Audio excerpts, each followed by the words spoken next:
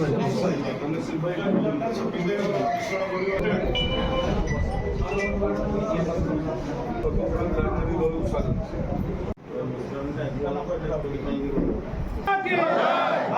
माता की जय बीजेपी भाई अमर रहे। भारतीय जनता पार्टी प्रति नरेंद्र मोदी नीति आदर्श अनुप्राणित हो आज प्रत्येक दिन विजु जनता दलर छामुआ कर्मी माने भारतीय जनता पार्टी रे जोग दौरान